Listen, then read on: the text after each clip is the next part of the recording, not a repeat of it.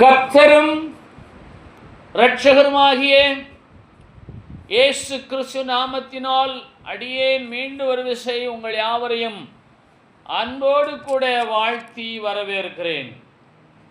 இப்பொழுதும் ரோமர் 14வது அதிகாரத்தின் 1வது வசனத்தினை நாம் எல்லோரும் இணைந்து வாசிப்போமாக. விசுவாசத்தில் பலவீனம் உள்ளவனை சேர்த்து கொள்ளுங்கள், ஆனாலும் அவனுடைய மன ஐயங்களை குற்றமாய் நிர்ணயிக்காமல் இருங்கள். விசுவாசத்தில் பலவீனம், சரீர பலவீனம், ஆவிக்குரிய பலவீனம், இரண்டு விதமான பலவீனம். இங்கே சொல்லப்படுகிற வசனம் என்ன என்றால், விசுவாசத்தில் பலவீனம். விசுவாசத்தில் பலவீனம். அப்படிப்பட்ட பிள்ளைகள் நம்மோடு கூட இருக்கத்தான் செய்கிறார்கள். அந்த விசுவாசத்தில் பலவீனம் உள்ளவனை சேர்த்து கொள்ள வேதம் நமக்கு ஆலோசனையும் அறிவையும் ஞானத்தையும் கொடுக்கிறது. ரோமர் 15வது அதிகாரத்தின் 1வது வசனமும் சொல்லுகிறது, அன்றியும் பலமுள்ளவர்களாகிய நாம் நமக்கே பிரியமாய் நடவாமல் பலவீனருடைய பலவீனங்களை தாங்க வேண்டும். விசுவாசத்தில் பலவீனம் உள்ளவனை சேர்த்து கொள்ள வேண்டும். விசுவாசத்தில் பலவீனமாய் இருக்கிறவனை தாங்க வேண்டும். நம்முடைய குடும்பத்திலே விசுவாசத்திலே பலவீனமாய் இருக்கிற பிள்ளைகள் உண்டு. மாறுபட்ட விசுவாச அளவை உடைய நம்முடைய குடும்பத்தார் நம்மோடு கூட இருக்கிறார்கள். அவர்களுக்கு சில சந்தேகங்கள் உண்டாகும். அந்த சந்தேகங்கள் நிமித்தமாய் அவர்களை குற்றப்படுத்தாமல், விசுவாசத்தில் பலப்பட்டிருக்கிற நாம் நமக்கே பிரியமாய் நடவாமல் விசுவாசத்தில் பலவீனம் உள்ளவர்களை சேர்த்து கொள்ளவும் தாங்கவும் நாம் ஆயத்தமாக வேணும். நாம் அந்த பொறுப்பிலே வளர வேண்டும் என்று ரோமர் 14வது அதிகாரத்தின் 1 வசனமும் 15வது அதிகாரத்தின் 1 வசனமும் நமக்கு ஞானத்தை போதிக்கிறது, நம்மை நல்வழிப்படுத்துகிறது. ஆகவே விசுவாச வாழ்விலே வெவ்வேறு நிலையிலே விசுவாச வாழ்கிற தேவ ஜனங்கள் மத்தியிலே தான் நாம் வாழ்ந்து கொண்டிருக்கிறோம். அதே வேளையிலே வேதம் சொல்லுகிறது, உனக்கு விசுவாசம் இருந்தால் அது உன் மட்டும் இருக்கட்டும். ஏன் என்று கேட்டால், விசுவாச வாழ்விலே வளர வளர மேட்டிமையான ஒரு சுபாவம் நமக்குள்ளாக வேலை செய்ய ஆரம்பிக்கும். பாவியை மன்னிக்கிற இயேசு கிறிஸ்து, பரியாசக்காரனை மன்னிக்கிற இயேசு கிறிஸ்து, கொலைகாரனை மன்னிக்கிற இயேசு கிறிஸ்து, குடிகாரனை மன்னிக்கிற இயேசு கிறிஸ்து, எந்த ஒரு குற்றவாளியும் மன்னிக்கிற இயேசு கிறிஸ்து மேட்டிமையுள்ளவனுக்கு எதிர்த்து நிற்கிறார் என்று வேதம் சொல்லுகிறது. ஆனபடியினாலே விசுவாசத்தில் பலமுள்ளவர்களாகிய நீங்கள் விசுவாசத்தில் பலவீனம் உள்ளவர்களை குறித்து அவர்களை உங்களோடு கூட நினைவிலே எண்ணத்திலே சேர்த்து கொள்ளவும் அவர்களை தாங்கிக் கொள்ளவும் நீங்கள் அழைக்கப்படுகிறீர்கள். மாறாக அவர்களை குற்றப்படுத்தாதிருங்கள். ஆகவே விசுவாச வாழ்விலே வளர வளர வளர நாம் தாழ்மைப்பட வேணும். ஒரு அல்ல சொல்லாமா? உங்களுடைய விசுவாசத்தின்படியே உங்களுக்கு ஆசீர்வாதங்கள் உண்டாகும் பொழுது, நான் ஆசீர்வாதிக்கப்பட்டிருக்கிறேன் என் விசுவாசத்தினாலே, இவர்களுக்கெல்லாம் அந்த ஆசீர்வாதம் இல்லை, ஏனென்றால் அவருக்கு விசுவாசம் இல்லை என்று அவர்களை குற்றப்படுத்தாதபடிக்கு நாம் அப்படிப்பட்ட பிள்ளைகளையும் நம்முடைய இருதயத்தில் சேர்த்து கொள்ள வேணும், விலக்கக்கூடாது. அவர்களை நம்முடைய இருதயத்தில் நாம் தாங்க வேண்டும். ஏனென்றால் ரோமர் 2 அதிகாரத்தின் 1வது வசனம் சொல்லுகிறது, ஆகையால் மற்றவர்களை குற்றவாளியாக தீர்க்கிறவனே நீ யாரானாலும் சரி, போக்கு சொல்ல இடமில்லை. மற்றவர்களை குற்றவாளியாய் தீர்க்கிறவன் இவன் யார்? விசுவாசத்தில் பலம் உள்ளவன். இவனுக்கு விசுவாசம் நிரம்பி இருக்கிறது. இவன் மற்றவர்களை தூஷிக்கிறவன், உதாசீனப்படுத்துகிறவன், அசட்டை செய்கிறவன். இவன் நமக்கே தனக்கே பிரியமாய் நடக்கிறவன். ஆகவே ரோமர் 15 அதிகாரத்தின் 1வது வசனம் சொல்லுகிறது, அன்றியும் விசுவாசத்தில் பலமுள்ளவர்களாகிய நீங்கள் உங்களுக்கே பிரியமாய் நடவாமல் பலவனுடைய பலவீனங்களை தாங்க வேண்டும். அவர்களை குற்றப்படுத்தாதிருங்கள். அவருடைய மன ஐயங்களை குற்றமாய் நிர்ணயிக்காமல் இருங்கள். ஏனென்றால் மற்றவர்களை குற்றவாளியாக தீர்க்கிற நீ யாரானாலும் சரி, உனக்கு போக்கு சொல்ல இடமே இல்லை. ரோமர் 2 அதிகாரத்தின் 1 வசனத்தின் கடைசி பகுதி சொல்லுகிறது, உன்னைத்தானே குற்றவாளியாக நீ தீர்த்து கொள்ளுகிறாய் என்று. இதனுடைய கருப்பொருள் என்ன, சாரம் என்ன என்று கேட்டால், கர்த்தர் எனக்கு தந்த விசுவாச அளவுக்காக நான் கர்த்தரை ஸ்தோத்திரிக்கிறேன். நான் ஒருவரையும் அற்பமாய் எண்ண மாட்டேன், துச்சமாய் எண்ண மாட்டேன். அவருடைய மன ஐயங்களை நான் குற்றமாய் எண்ண மாட்டேன் என்று சொல்லி, விசுவாச வாழ்விலே நீங்கள் பண்பட்டவர்களாய், சீர்பட்டவர்களாய், பூரணப்பட்டவர்களாய் காணப்படும்படிக்கு மற்றவர்களை குற்றவாளியாக தீர்க்காதிருங்கள். ஏனென்றால் உன்னைத்தானே நீ குற்றவாளியாய் தீர்க்கிறாய். அல்லேலூயா, ஆமென். ஆகவே விசுவாச பிள்ளைகள் ஒவ்வொருவரும் ஒவ்வொரு விதமான விசுவாசத்தை உடையவர்கள். எல்லோருமே விசுவாசத்திலே பூரணப்பட்டவர்களே அல்ல. விசுவாச பலவீனம் உண்டு.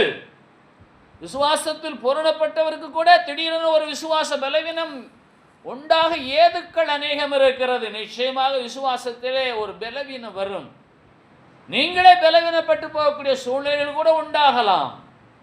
ஆகவே விசுவாசத்தில் பலவீனம், விசுவாசத்தில் பூரணம், விசுவாசத்தில் உறுதி, விசுவாசத்தில் நம்பிக்கை, இவைகளெல்லாம் வேதத்தில் சொல்லப்பட்டிருக்கிறது. ஆகவே விசுவாசத்தில் ஒருவேளை பலவீனமாக இருந்தால் அதற்கு காரணம் யார் என்றால் ஒருவரும் அல்ல, நாம் தான் விசுவாசத்தில் பலவீனப்பட்டு போகிறோம். விசுவாசிக்கிற உள்ளான மனிதனே சில ஐயங்களை உங்களுக்குள்ளாக ஏற்படுத்துவான். விசுவாசத்தில் வாழ்கிற உள்ளான மனுஷனே, அந்த உள்ளானவனே சில மன ஐயங்களை உங்களுக்குள்ளாக கொண்டு வருவான். அங்கே அவிசுவாசம் உண்டாகும். ஆகவே விசுவாசம் என்றால் அது என்றைக்குமே மன ஐயமில்லாத ஒரு வாழ்வு. விசுவாசம் என்றால் மன ஐயங்கள். ஐயங்கள் என்றால் என்ன? சந்தேகங்கள், டவுட்ஸ். மனதில் எந்த சூழ்நிலையிலும் விசுவாச வாழ்வை குறித்தான மன சந்தேகங்கள் ஏற்படாமல் இருக்க வேணும். ஆகவே தான் ரோமர் 14 அதிகாரத்தின் 1வது வசனத்தின் 2வது வாக்கியம் சொல்லுகிறது, மன ஐயங்களை குற்றமாய் நிர்ணயிக்காமல் இருங்கள். விசுவாசத்தை வைத்திருக்கிற உள்ளான மனுஷனே அவன் சில ஐயங்களை உண்டாக்குவான். அவனாலேயே அங்கு அவிசுவாசமும் உண்டாகும். ஆகவே இந்த உள்ளான மனுஷன், இந்த மனம், அவன் விசுவாசத்தில் பலப்பட வேணும். சங்கீதம் 77 வசனம் 8, பழைய ஏற்பாட்டிலே 717வது பக்கம். அவருடைய கிருபை முற்றிலும் அற்று போயிற்றோ, வாக்குத்தத்தமானது தலைமுறை தலைமுறைக்கும் ஒளிந்து போயிற்றோ. எல்லாமே கேள்விகள். அவருடைய கிருபை முற்றிலும் அற்று போயிற்றோ, வாக்குத்தத்தமானது தலைமுறை தலைமுறைக்கு ஒளிந்து போயிற்றோ, தேவன் இரக்கம் செய்ய மறந்தாரோ. 9வது வசனம், கோபத்தினாலே தமது உருக்கமான இரக்கங்களை அடைத்துக் கொண்டாரோ என்றேன். உள்ளான மனுஷன், அவனுக்குள்ளாக சில மன ஐயங்கள் உண்டாகிறது. உங்களுக்குள்ளாக இருக்கக்கூடிய உள்ளான மனிதனுடைய நிலையை பாருங்கள். அவனுக்குள்ளாக தேவனாகிய கர்த்தருடைய கிருபை அற்று போயிற்றோ, முற்றிலுமாக வாக்குத்தத்தம் ஒளிந்து போயிற்றோ, அவர் எனக்கு இரக்கம் செய்யவில்லையோ, மறந்து போனாரோ, என்ன கோபம் கொண்டு அவர் தமது உருக்கமான இரக்கங்களை அடைத்துக் கொண்டாரோ என்றேன். எனக்கு நானே பலவீனம் வர காரணம் யார்? பலவீனம் வர காரணம் யார்? விசுவாசத்தில் பலவீனம் வர காரணம் நீங்களே தான், நானே தான். நாம் ஒவ்வொருவரும் தனிப்பட்ட முறையிலே இப்படிப்பட்ட ஐயங்களை, மன ஐயங்களை உடையவர்களாக இருந்தால் விசுவாசத்தில் பலவீனப்பட்டு போவோம். கிருபை முற்றிலும் அற்று போயிற்றோ, வாக்குத்தத்தமானது ஒளிந்து போயிற்றோ, தேவன் இரக்கம் செய்ய மறந்தாரோ, கோபத்தினால் உருக்கமான இரக்கங்களை அடைத்துக் கொண்டாரோ என்றேன். 10வது வசனம் அற்புதமான வசனம். அப்பொழுது நான், இது என் பலவீனம். எல்லாருமே சொல்லுங்க, யாருடைய பலவீனம்? உங்களுடைய பலவீனம் தான். அப்ப விசுவாசத்தில் பலவீனப்பட்டு போக காரணம் யாரும் அல்ல, அது நீங்களே தான். இந்த மன ஐயங்கள், எந்த மன ஐயங்கள்? கிருபை இல்லையோ, வாக்குத்தத்தம் ஒளிந்து போயிற்றோ, இரக்கத்தை மறந்து போனாரோ, என்மேல் கோபப்பட்டு இரக்கத்தை நிறுத்தி கொண்டாரோ, அடைத்துக் கொண்டாரோ என்றேன். அப்பொழுது நான், இது என் பலவீனம், ஆனாலும் உன்னதமானவருடைய வலதுகரத்தில் உள்ள வருஷங்களை நினைவு கூறுவேன். உன்னதமானுடைய வலதுகரம், உன்னதமானுடைய வலதுகரத்தில் உள்ள வருஷங்கள். அவர் நீதியின் வலதுகரத்தினால் நம்மை தாங்குகிறவர். இடதுகரம் அல்ல, வலதுகரம். ஆகவே அந்த வருஷங்களை நாம் நினைவு கூறுவோம். அந்த வருஷங்களை நினைவு கூறும் பொழுது 11வது வசனம், அவருடைய செயல்களை நினைவு கூறுவேன். வருஷங்களை நினைவு கூறுவேன், செயல்களை நினைவு கூறுவேன். உம்முடைய பூர்வகாலத்து அதிசயங்களையே நினைவு கூறுவேன். ஆகவே அவருடைய கிருபை அற்றுப்போகவில்லை, அவருடைய வாக்கு தத்தமும் ஒளிந்து போகவில்லை. அவருடைய இரக்கம் செய்து கொண்டே இருக்கிறார். அவருடைய உருக்கமான இரக்கங்களை நமக்கு அனுப்பி கொண்டே இருக்கிறார். ஆகவே உன்னதமானுடைய வலதுகரத்திலே நாம் இன்றைக்கும் இருக்கிறோம். அறிந்து கொள்ளுங்கள், மன ஐயம். அந்த உன்னதமானுடைய வலதுகரத்திலுள்ள வருஷங்களை என்று சொன்னால், கடந்த ஆண்டு எப்படி நான் கடந்து வந்தேன், கடந்த ஆண்டை எப்படி கடந்தேன், கடந்த மாதத்தை எப்படி கடந்தேன், கடந்த வாரத்தை எப்படி கடந்தேன், நேற்றைய தினத்தை நான் எப்படி கடந்து வந்தேன். ஏனென்றால் உன்னதமானுடைய வலதுகரத்தில் என்னுடைய வருஷங்கள், மாதங்கள், நாட்கள் எல்லாம் இருக்கிறது, அவருடைய கரத்தில் இருக்கிறது. ஆகவே கர்த்தருடைய பிள்ளைகளாகிய நாம் மன ஐயங்கள் நீங்கி மனதில் எப்போதும் சொல்ல வேணும். சங்கீதம் 77:8 வசனத்தின்படி, அவருடைய கிருபை முற்றிலும் என்னை தாங்குகிறது. அல்லேலூயா.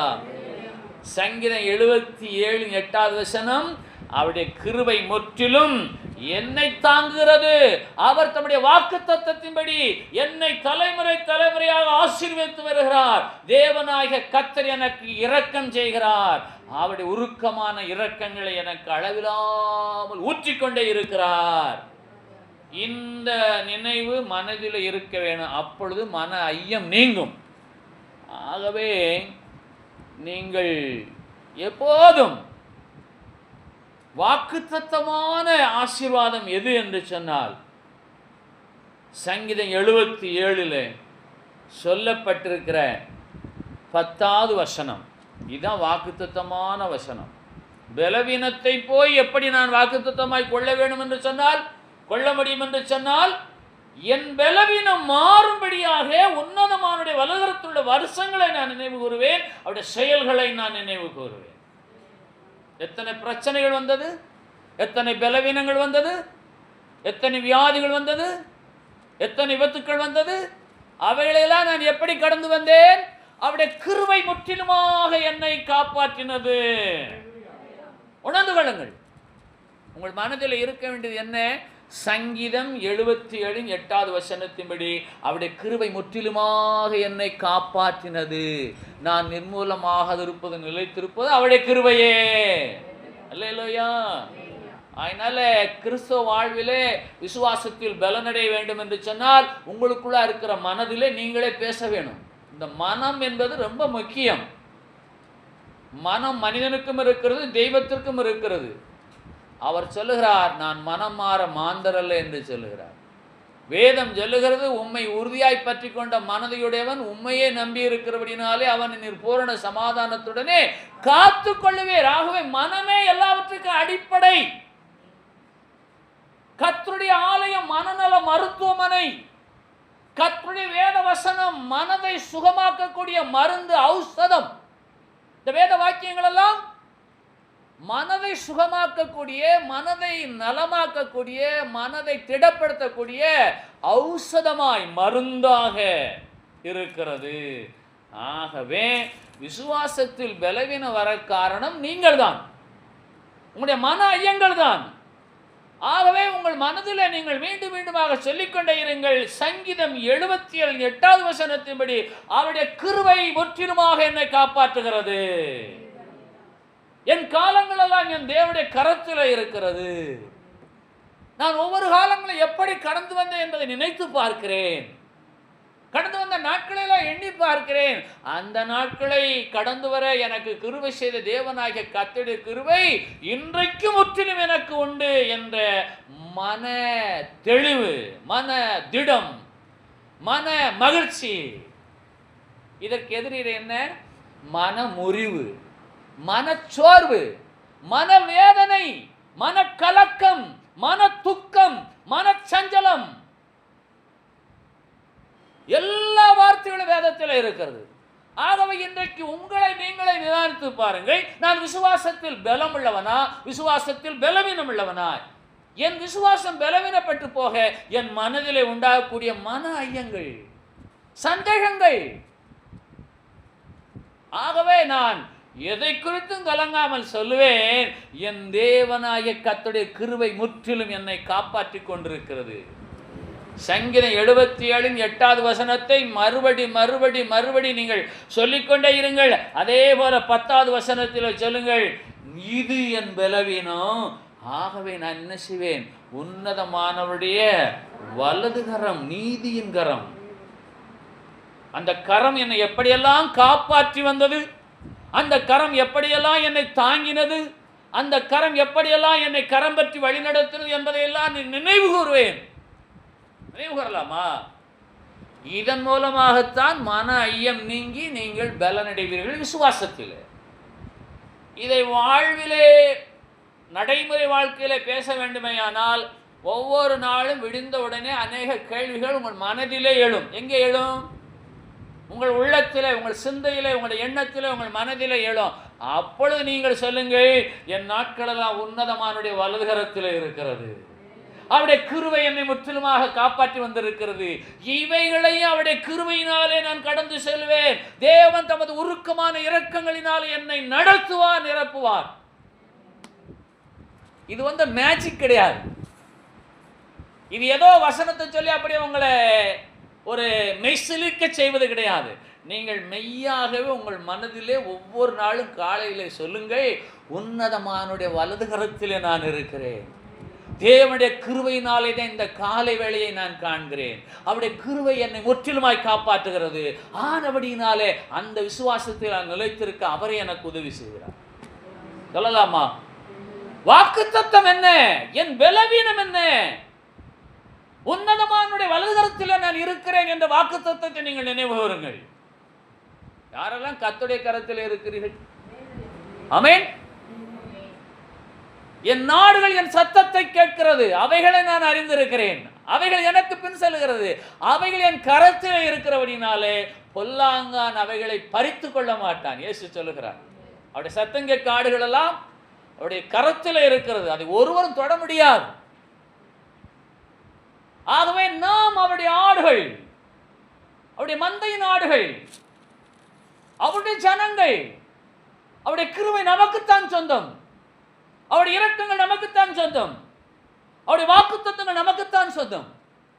மீண்டுமாக சொல்லுகிறேன், அவருடைய கிருபை நமக்குத்தான் சொந்தம். அவருடைய இரக்கங்கள் நமக்குத்தான் சொந்தம். அவருடைய வாக்குத்தத்தங்கள் நமக்குத்தான் சொந்தம்.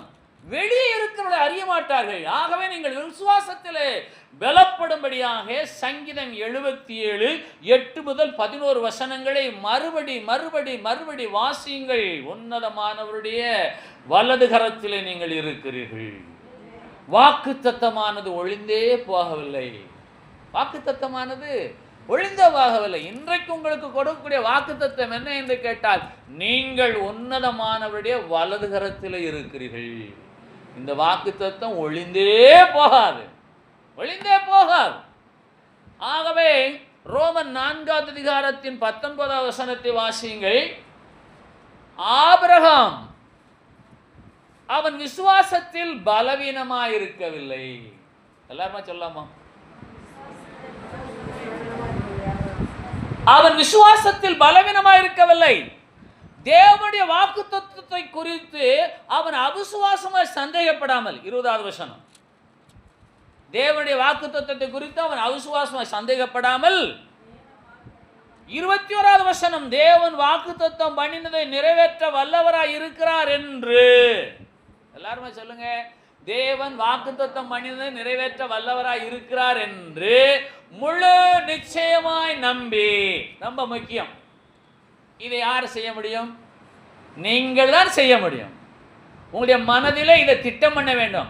உங்களுடைய மன ஐயம் உங்களுக்கு உண்டாகக்கூடாது. எப்படி? முழு நிச்சயமாய் நம்பி. அடுத்து என்ன செய்தார்? தேவனை மகிமைப்படுத்தி விசுவாசத்தில் வல்லவனானார். அல்லேலூயா. நல்லா கவனிங்க. நீங்க எவ்வளவு கவனமாய் அவரை மகிமைப்படுத்துகிறீர்களோ அவ்வளவு கவனமாய் உங்களுக்குள்ளே விசுவாசம் வளரும். அந்த பொல்லாதவன் ஓடி போவான். ஆகவே இன்றைக்கு உங்களுக்கு அநேக சுமைகள் உண்டு, பாரங்கள் உண்டு, எதிர்பார்ப்புகள் உண்டு, கேள்விகள் உண்டு. விசுவாசத்தில் வல்லவராக வேண்டுமேனால் எல்லா சூழலும் கர்த்தரை மகிமைப்படுத்திக் கொண்டே இருங்கள். கர்த்தரை மகிமைப்படுத்திக் கொண்டே இருங்கள். சங்கீதம் 40:16 சொல்லுகிறது, உம்முடைய ரட்சிப்பை விரும்புகிறவர்கள் கர்த்தருக்கு மகிமை உண்டாவதாக என்று எப்பொழுதும் சொல்லுவார்களாக. நீங்கள் விசுவாசத்தில் வல்லவர்களாக வழி என்ன தெரியுமா? சங்கீதம் 40:16 2வது பகுதி சொல்லுகிறது, உம்முடைய ரட்சிப்பை விரும்புகிறவர்கள். யாரெல்லாம் விரும்புகிறீர்கள்? உம்முடைய ரட்சிப்பை விரும்புகிறவர்கள் கர்த்தருக்கு மகிமை உண்டாவதாக என்று எப்பொழுதும் சொல்வார்களாக. நினைவு வரும்போதெல்லாம் சொல்வார்களாக. சொல்ல முடியுமா? முடியாதா? நீங்கள் சொல்ல வேண்டும். ஆகவே ஆபிரகாம் என்ன செய்தார்? தேவன் தம்முடைய வாக்குத்தத்தத்தை நிறைவேற்ற வல்லவராய் இருக்கிறார் என்று முழு நிச்சயமாய் நம்பி தேவனை மகிமைப்படுத்தி விசுவாசத்தில் வல்லவரானார். இன்றைக்கு இந்த வாக்குத்தத்தத்தை நீங்கள் பற்றிக் கொள்ளுங்கள். முதலாவது வாக்குத்தத்தம் என்ன தெரியுமா? உன்னதமானுடைய வலதுகரத்திலே நான் இருக்கிறேன். அந்த வசனத்தை முழு நிச்சயமாய் நம்பி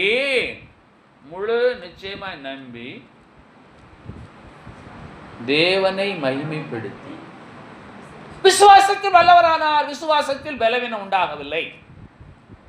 ஆகவே விசுவாச வாழ்விலே நீங்கள் எப்போது அவரை மகிமைப்படுத்திக் கொண்டே இருந்தால் உங்களுக்கு அவருடைய கிருபைகள் ஊற்றப்படும், அவருடைய இரக்கங்கள் ஊற்றப்படும். அவராலே நீங்கள் ஆசீர்வதிக்கப்படுவீர்கள். அவர் தொடர்ந்து நமக்கு இரக்கம் செய்கிற தேவன். தம்முடைய வாக்குத்தத்தத்தின்படி நம்ம ஆசீர்வதிக்கிற கர்த்தர். ஆகவே நீங்கள் இன்றைக்கு முழு நிச்சயமாய் நம்புங்கள். எது இருந்தாலும் பரவாயில்லை, எதாக இருந்தாலும் என் தேவனாகிய கர்த்தருடைய இரக்கம் எனக்கு உண்டு என்பதை முழு நிச்சயமாய் நம்புங்கள். என் தேவனுடைய கர்த்தருடைய இரக்கம், என் தேவனாகிய கர்த்தருடைய கிருபை எனக்கு முழு நிச்சயமாய் உண்டு என்று நம்புங்கள். என் தேவனாகிய கர்த்தருடைய இரக்கம் எனக்கு உண்டு என்று முழு நிச்சயமாய் நம்புங்கள். வாக்குத்தத்தமானது என்னிலே நிறைவேறும் என்று முழு நிச்சயமாய் நம்புங்கள். நம்பி பிதாவாகிய தேவனை, குமாரனை இயேசு பரிசுத்த தெய்வத்தை மகிமைப்படுத்திக் கொண்டே இருங்கள். அப்பொழுது நீங்கள் விசுவாசத்தில் வல்லவர்கள் ஆவீர்கள். விசுவாசத்தில் ஆபிரகாம் பலவீனனாய் இருக்கவில்லை. காரணம் என்ன?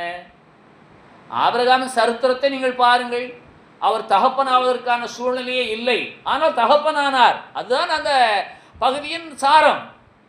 கருத்து என்ன? நடக்க சாத்தியமே இல்லை, ஆனால் நடந்தது. காரணம், முழு நிச்சயமா நம்பி தேவனை மகிமைப்படுத்தினார். அதான் ரொம்ப முக்கியம்.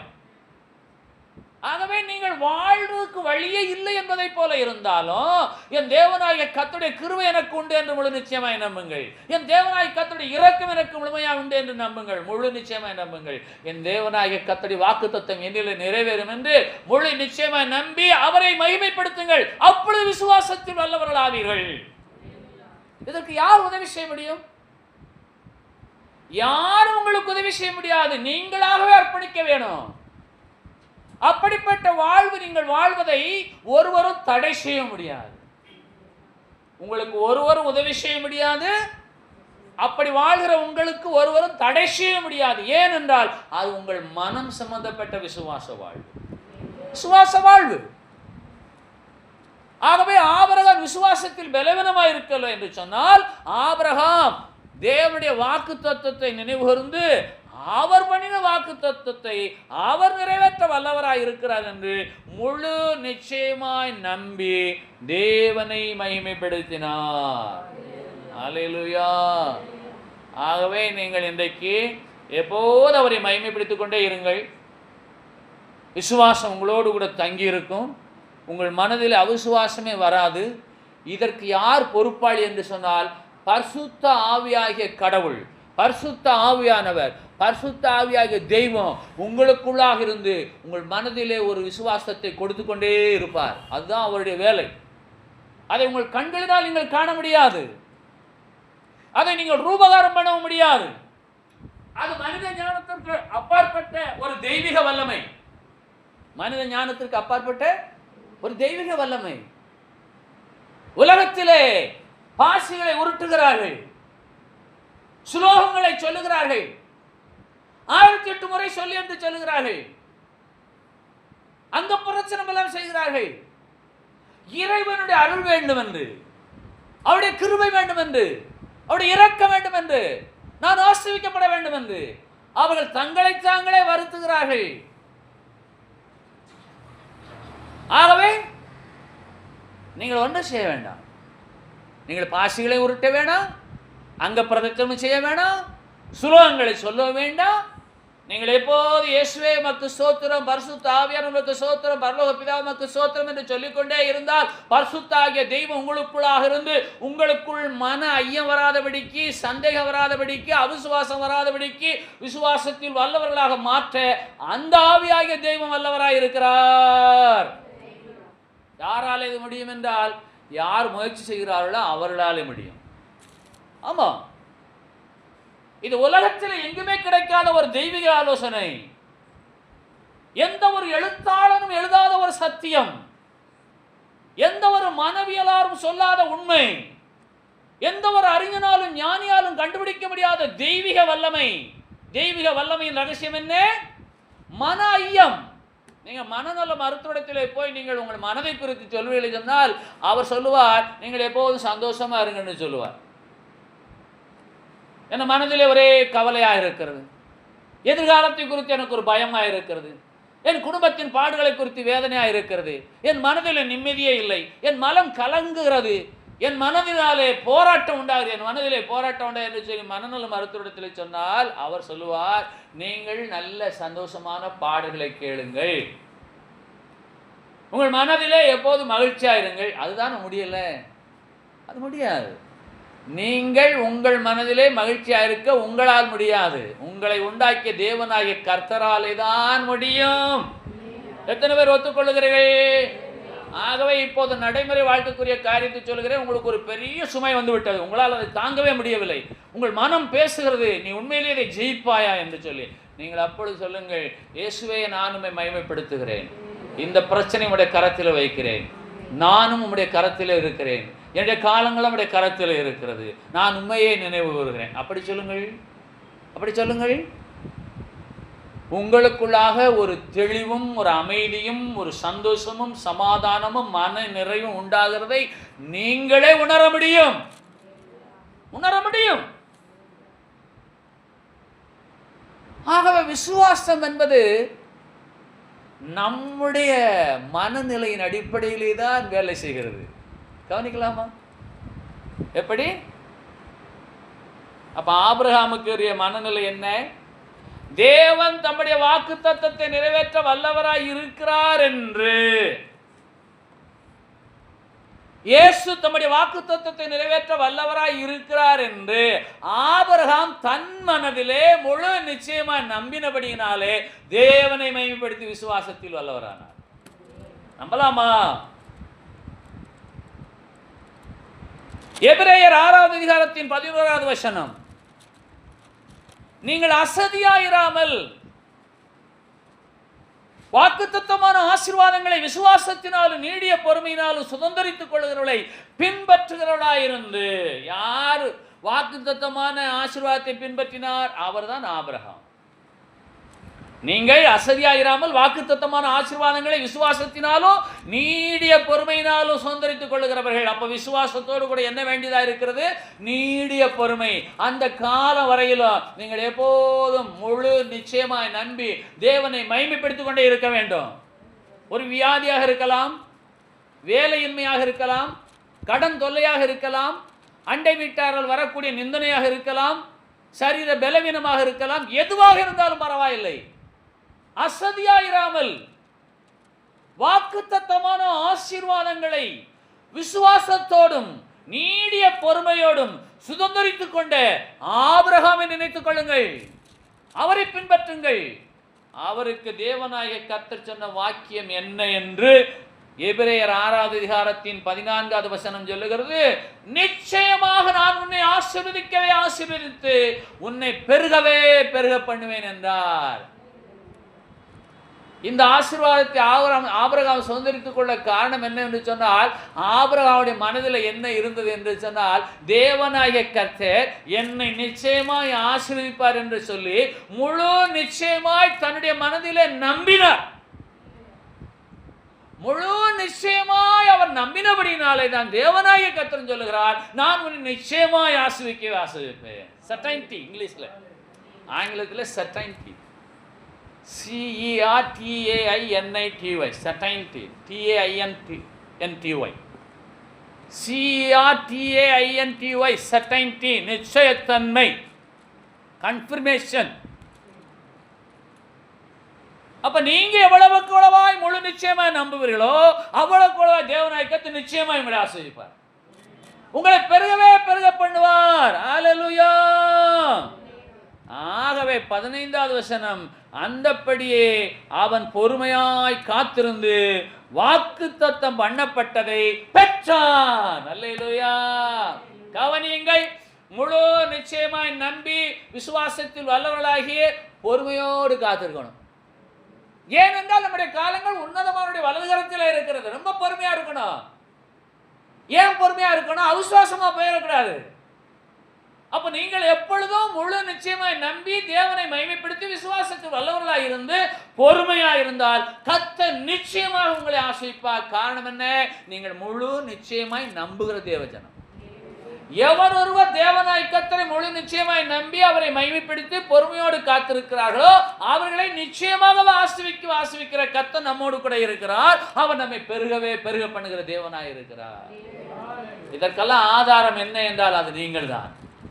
நீங்கள் தான் சொன்னாங்களே, எனக்கு உண்டான நெருக்கத்தில் எனக்கு கண்ணீரோடு ஜெபித்தேன், அவர் இப்போது இல்லை. எனக்கு அவராலே உண்டான தொந்தரவை கர்த்தர் மாற்றினார். உங்கள் வேலை இடத்திலே, உங்கள் பணித்தளத்திலே, உங்களுடைய குடும்பத்திலே, உங்கள் அண்டை வீட்டார் மூலமாய், உங்களுடைய உறவினர் மூலமாய் உங்களுக்கு உண்டாகக்கூடிய நெருக்கங்கள் எல்லாவற்றிலும் தேவனாய் கர்த்தரை முழு நிச்சயமாய் நம்பி தேவனாய் கர்த்தரை மகிமைப்படுத்தி விசுவாசத்தை வல்லவர்களாகி பொறுமையோடு அந்த விசுவாசத்தை காத்துக்கொள்ளுங்கள். ஆகவேதான் ஆபிரகாமை குறித்து கர்த்தர் சொல்லுகிறார், அந்தப்படியே அவன் பொறுமையாய் காத்திருந்தான். அல்லேலூயா. அவசரப்படவே முடியாது, அவசரப்படவே முடியாது. என்ன ஆனாலும் சரி. ஏன் பொறுமை? என்ன ஆனாலும் சரி, உன்னதமானுடைய வலது கரத்தில் என் வருஷம் இருக்கிறது, நான் அவருடைய கரத்தில் இருக்கிறேன், எனக்கு ஒரு ஆசீர்வாதம் அவருடைய கரத்தில் இருக்கிறது, அவருடைய கிருபை எனக்கு உண்டு, அவருடைய இரக்கம் எனக்கு உண்டு, அவருடைய வாக்குத்தத்தங்கள் எனக்கு உண்டு. அந்த வாக்குத்தத்தை குறித்து நான் அசதியா இருக்க மாட்டேன். எபிரேயர் 6வது அதிகாரம் 11வது வசனம், விசுவாசத்தினாலும் நீடிய பொறுமையினாலும் நான் காத்திருப்பேன். எபிரேயர் 6வது அதிகாரத்தின் 11 முதல் 15 வசனங்களை நீங்கள் வீட்டில் அமர்ந்து வாசியுங்கள். என்ன வாசிக்கலாமா? மாறி மாறி வாசிங்க. அதன்படியா நீங்க காத்திருக்கீங்களான்னு உங்களை நீங்களே செக் பண்ணிக்கோங்க. ஆகவே தேவனாகிய கர்த்தர் நம்மை ஆசீர்வதிப்பதற்கு தடையாக இருப்பது யார்? கேள்விக்கு பதில் சொல்லி ஆகணும். தேவனாகிய கர்த்தர் உங்களை ஆசீர்வதிக்க வல்லவராக இருக்கிறார். அந்த ஆசீர்வாதத்தை பெற்றுக்கொள்ளாமல் போக காரணம் என்ன? யார் காரணம்? நீங்கள் தான். இன்றைக்கு மனம் திரும்புங்கள். 3 காரியங்களை சொல்லிக்கொண்டே இருங்கள். சங்கீதம் 77 படி, என் தேவனாய் கர்த்தருடைய இரக்கம் எனக்கு உண்டு, என் தேவனாய் கர்த்தருடைய இரக்கம் எனக்கு உண்டு, கிருபை எனக்கு உண்டு, அவருடைய வாக்குத்தத்தம் எனக்கு உண்டு. முதலாவது கர்த்தருடைய கிருபை, இரண்டாவது வாக்குத்தத்தம், மூன்றாவது இரக்கம். அந்த 3 வார்த்தைகள் சங்கீதம் 77 8 முதல் 10 வசனங்கள் வரையிலும் உண்டு. 10வது வசனத்தில் என் பலவீனம் இருக்கிறது. அதான் சங்கீதக்காரர் ஒத்துக்கொள்கிறார், இது என் பலவீனம், இது என் பலவீனம். விசுவாசத்தில் பலவீனமாகி போக காரணம் யாரும் அல்ல, இது என் பலவீனம். உன்னதமானுடைய வல்லகரத்துள்ள வருஷங்களை நான் நினைவு கூறுகிறேன். ஆகவே விசுவாச வாழ்விலே நீங்கள் ஜெயமுள்ள கிறிஸ்தவர்களாய் மாறுவதற்கு முழு நிச்சயமாய் நம்பி தேவனை மகிமைப்படுத்தி விசுவாசத்தில் வல்லவர்களாகி நீடிய பொறுமையோடு காத்திருக்க வேணும். காத்திருந்தே ஆக வேணும். கர்த்தருக்கு காத்திருக்கிறவர்கள் புது பலனடைந்து கழுகளைப் போல செட்டைகளை விரித்து எழும்புவார்கள். அவர் ஓடினாலும் களைப்படையார்கள், நடந்தாலும் சோர்ந்து போகார். இந்த வசனமெல்லாம் நமக்கு தெரியும். ஆனால் அவிசுவாசம் வரும், பொய் சொல்லக்கூடாது.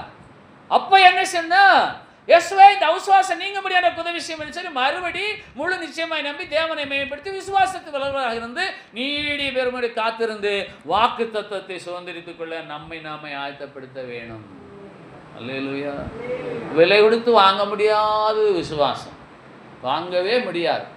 நீங்களா உங்களை ஆயத்தப்படுத்தி, இயேசுவே எனக்கு உம்மை பற்றி விசுவாசத்தை தாரும், நான் உம்மை முழு நிச்சயமாய் நம்பி உம்மையே மகிமைப்படுத்த வேணும், எவ்வளவு பாடு வந்தாலும் நான் பொறுமையாய் காத்திருக்க வேணும், இதற்கெல்லாம் நீர்தான் எனக்கு கிருபை தர வேணும், இதற்கெல்லாம் நீர்தான் எனக்கு இரக்கம் செய்ய வேணும், இந்த வாக்குத்தத்தம் என்னில் நிறைவேறுவதற்காக நான் காத்திருக்கிறேன் நீடிய பொறுமையோடு சொல்லலாமா?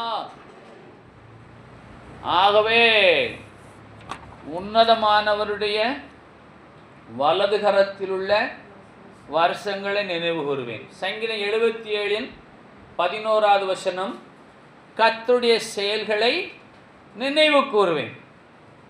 அந்த 77 சங்கீதத்தின் 11வது வசனத்தின் பிற்பகுதி சொல்லுகிறது, உம்முடைய பூர்வ காலத்து அதிசயங்களையே நினைவு கூறுவேன்.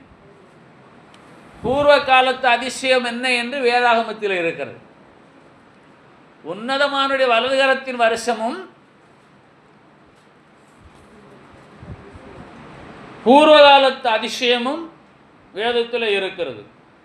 நியாயாதிபதிகள் 16வது அதிகாரம் 28வது வசனம், புதிய ஏற்பாட்டிலே 325வது பக்கம். நியாயாதிபதிகள் 16வது அதிகாரம் 28வது வசனம், அப்பொழுது சிம்சோன் கர்த்தரை நோக்கி கூப்பிட்டு கர்த்தராகிய ஆண்டவரே என்றான். சிம்சோன் யார்? நசரேயன். இஸ்ரவேல் ஜனங்களை ரட்சிக்கும்படியாக தெரிந்து கொள்ளப்பட்ட பரிசுத்தவான். தாயின் வயிற்றில் இருக்கும் போதே அவன் பரிசுத்தாவினால் நிரம்பினவன். தேவ ஜனத்திற்காக தெரிந்து கொள்ளப்பட்ட தேவனுடைய மனுஷன் சிம்சோன். இந்த சிம்சோன் வழி விலகி போனான். அவன் கண்கள் பிடுங்கப்பட்டது. அவன் மாவரைத்துக் கொண்டிருந்தான். அப்பொழுது அவன் தேவனாகிய கர்த்தரை நோக்கி கூப்பிடுகிறான். சிம்சோன் கர்த்தரை நோக்கி கூப்பிட்டு கர்த்தராகிய ஆண்டவரே என்று கத்தினான். அந்த சரித்திரத்தை நீங்கள் வீட்டில் போய் வாசித்துக் கொள்ளுங்கள். அந்த நியாயாதிபதிகளின் 16வது அதிகாரத்தின் 28வது வசனத்தின் பிற்பகுதி சொல்லுகிறது, இந்த ஒரு விஷயம் மாத்திரம் என்னை நினைத்தருளும். இந்த ஒரு விஷயம் மாத்திரம் என்னை நினைத்தருளும். தேவனே என்னை பலப்படுத்தும் என்று சொல்லி தன் கரங்களினால 2 தூண்களை சாய்த்து அவங்க இருந்த ஜனங்களை எல்லாம் கொன்று தானும் அடிந்தான். இன்றைக்கு நீங்கள் சொல்லுங்கள், தேவனே இந்த ஒரு விஷயம் மாத்திரம் என்னை நினைத்தருளும், இந்த ஒரு விஷயம் மாத்திரம் என்னை நினைத்தருளும், தேவனே என்னை பலப்படுத்தும். சொல்லுவீங்களா? எங்க சொல்லுங்க பார்க்கலாம் எல்லாரும். தேவனே என்னை பலப்படுத்தும், இந்த ஒரு விஷயம் மாத்திரம் நினைத்தருளும். ஏன்னா அவனை பல தடவை கர்த்தர் ஆவியானவர் இறங்கினார் என்று அந்த வரலாற்றில் சொல்லப்படுகிறது. அவன் மேலே கர்த்தருடைய ஆவியான சிம்சன் மேலே இறங்கினார் என்று பல முறைகள் சொல்லப்பட்டிருக்கிறது.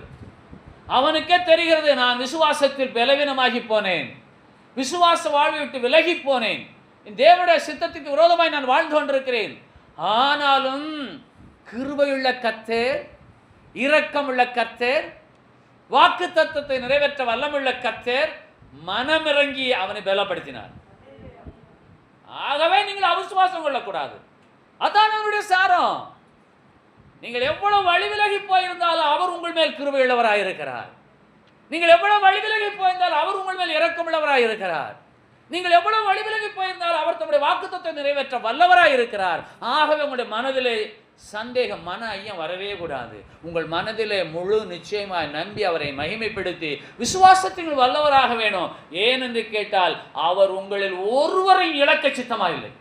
அறிந்து கொள்ளுங்கள், அவருடைய இரக்கங்கள் உங்களுக்கு உண்டு, அவருடைய கிருபை உங்களுக்கு உண்டு, அவருடைய வாக்குத்தத்தங்கள் எல்லாம் உங்களுக்கு உண்டு.